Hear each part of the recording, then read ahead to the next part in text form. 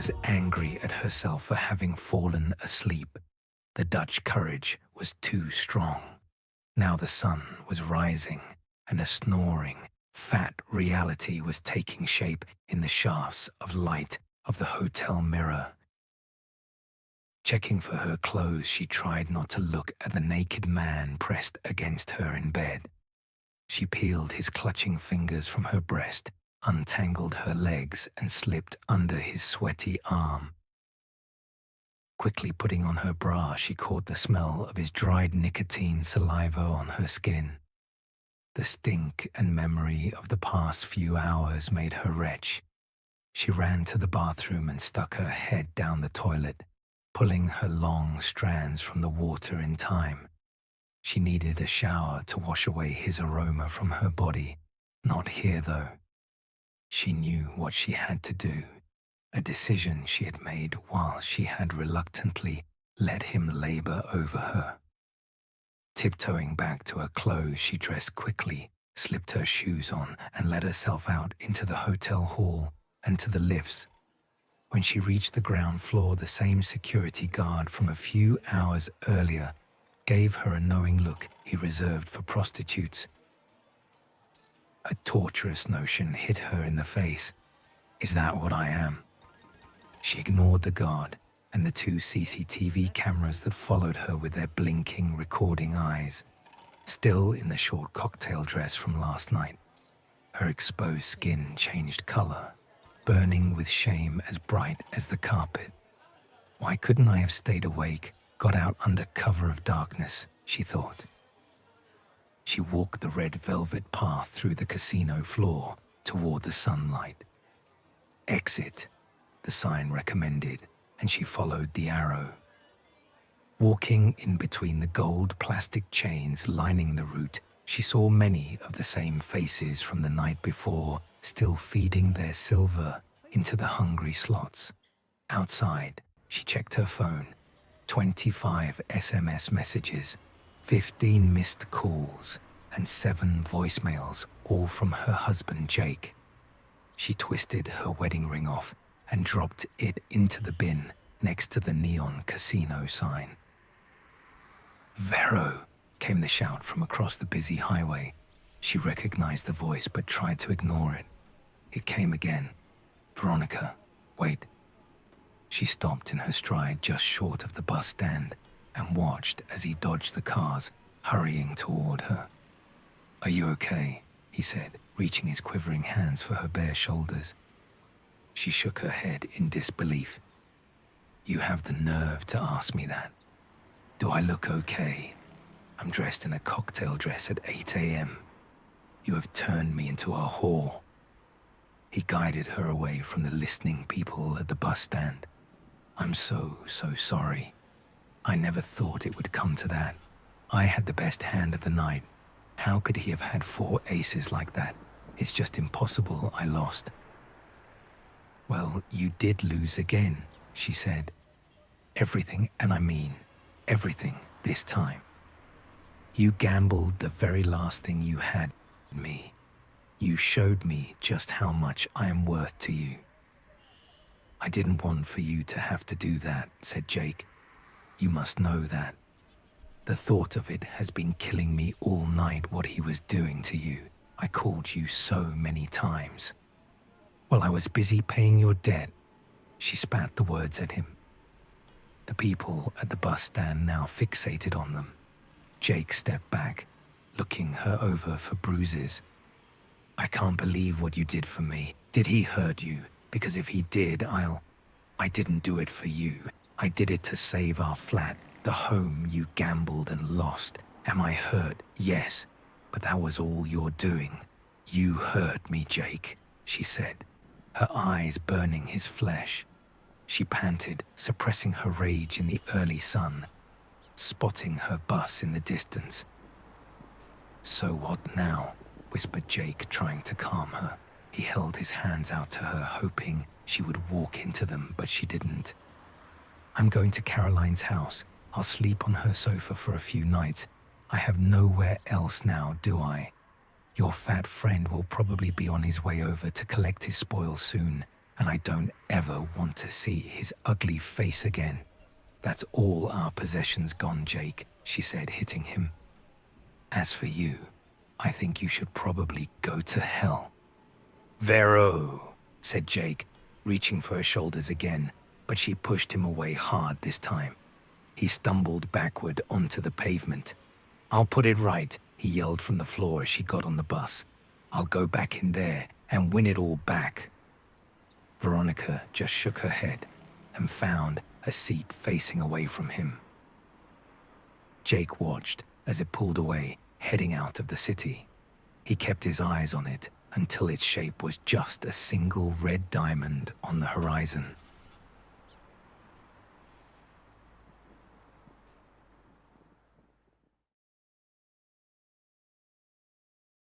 Gambling your wife like you did.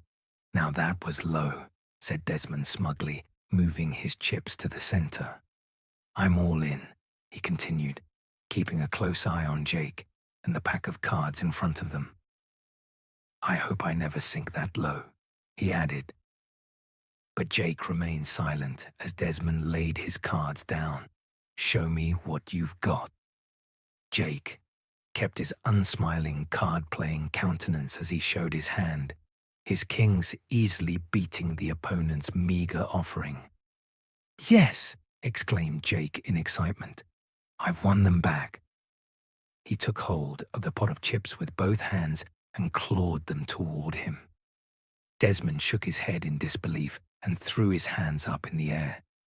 Oh, hell, he said. And then, at the insistence of Jake's clutching fingers, he took his shoes off. His toes poked through his threadbare socks as he pulled them off.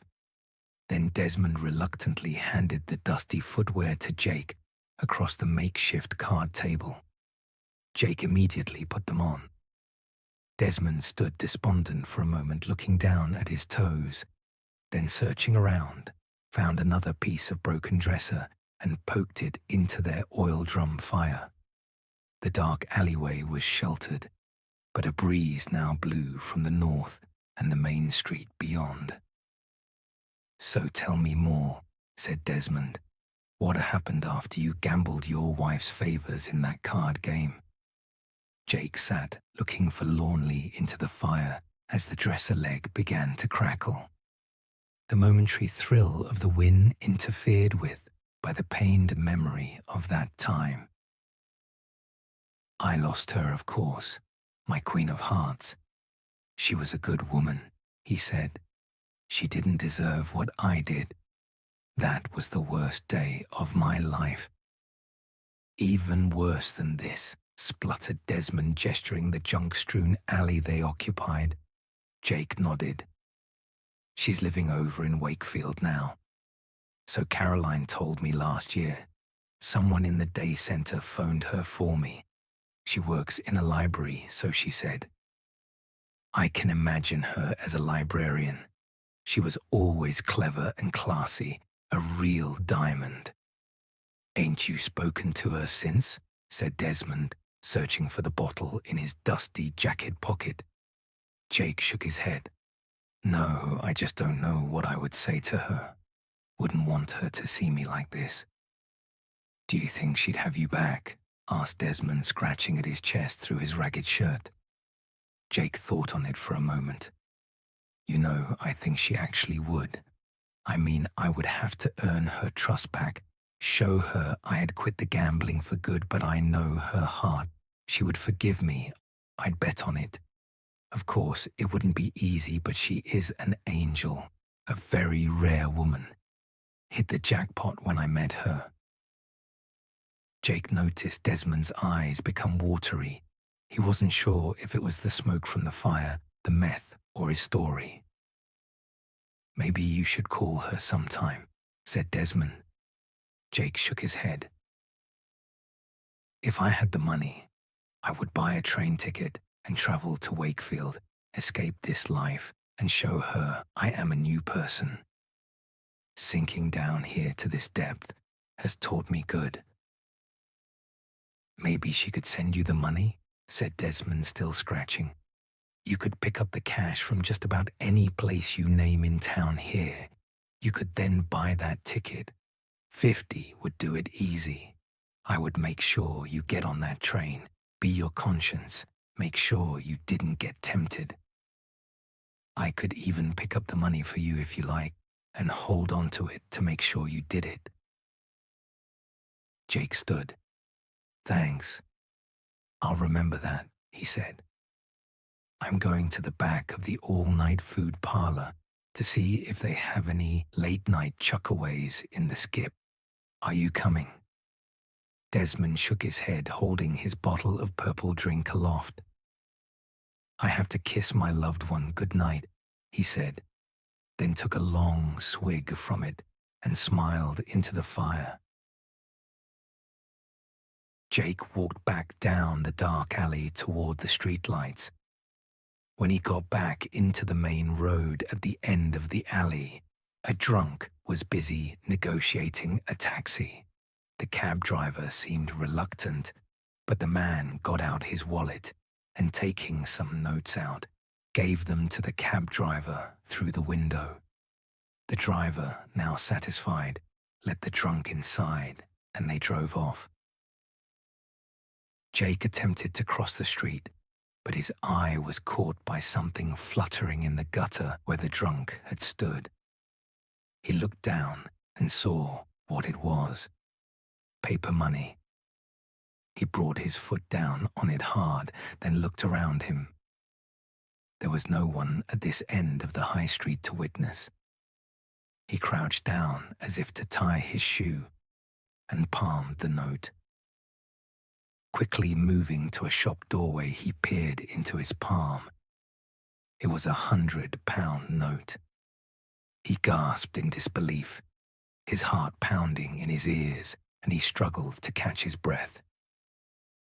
Jake couldn't believe his luck. The card game, the shoes, and now this. His luck had turned. Finally. Too excited to make for the food parlor, he walked the main street, checking every gutter in case Lady Luck was paying out tonight. His body subconsciously took him in one direction, down the hill to the edge of town. He walked until his feet came to a halt, and he looked across the street. It was the train station. He looked into the ticket office, now dead opposite. The lights were out now, closed until morning. How did I get here, he thought. It's like she's willing me to come to her, helping me escape. The love of my life is beckoning me. If I just wait here for the next 8 hours until they open again, I'll be on that train and in her arms. He watched the darkened ticket office for as long as he could until his unblinking eyes burned. Then he noticed the flashing neon casino sign next door.